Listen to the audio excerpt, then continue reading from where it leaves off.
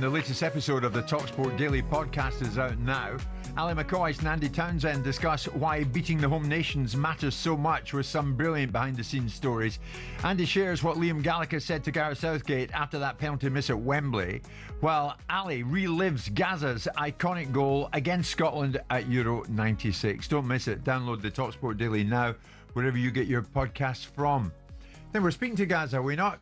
Gaza's going to be joining us live in studio on Monday, Simon. Is he? Got a new book out, so we look forward to Paul Gascoigne. Is it a colouring book? In studio with Simon and myself. So, Simon, you have to play nicely that morning. Well, do I remember this? It was way back, about August, I think, 2003. Sporting Lisbon played Manchester United at the inauguration of the Estadio José Alvalade. That was about August 2003, and Sporting Lisbon beat them 3-1. Who shone that night?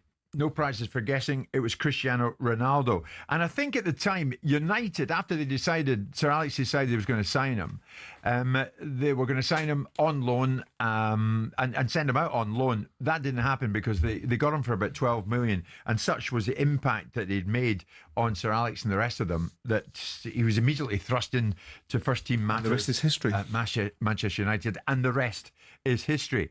Simon, the Bloomberg Billionaires Index, which tracks the world's richest people based on their net worth, has measured Ronaldo for the first time. The valuation takes into account career earnings, investments, endorsements, and equates Ronaldo's net worth to 1.4 billion US dollars, 1.04 billion pounds. Yeah.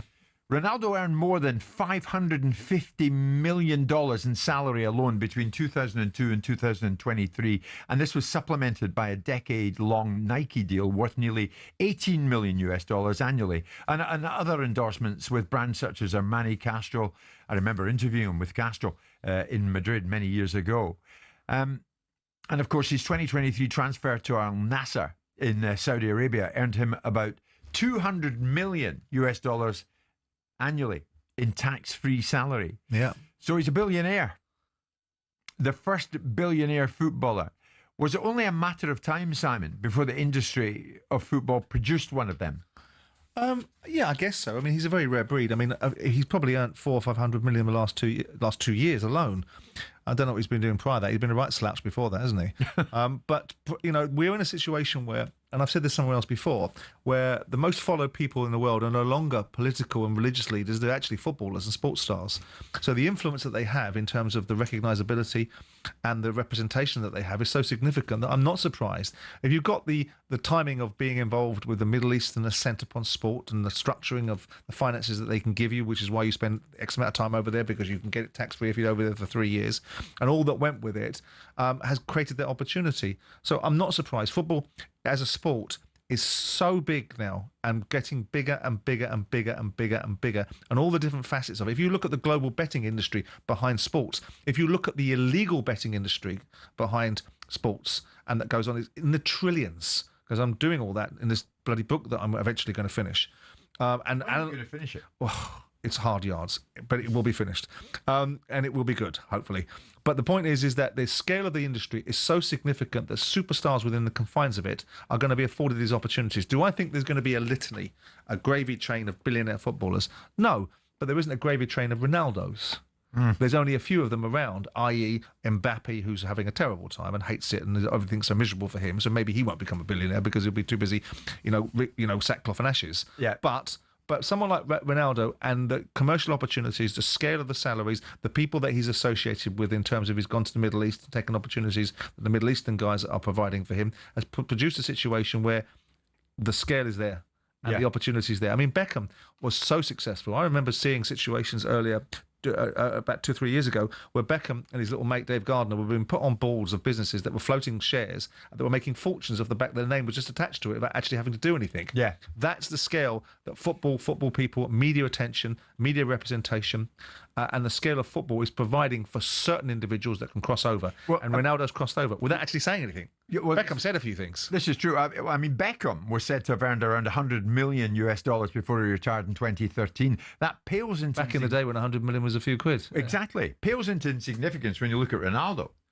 And Ronaldo still has massive earning potential. Of course he does. Of course he does. I remember speaking to the head of CAA who represented him and talked about him, Messi, and the opportunity for Messi. Look at the Messi deal. Messi going to America and Messi being part of the broadcast deal where Apple bought the broadcast rights or gave the MLS some money and indexed some of that money to Messi. So he's now, people subscribing to Apple TV are actually paying, Lionel Messi's taking a proportion of that. But it's all connectivity. It's all about the influence of sport. It's all about the marketability of it.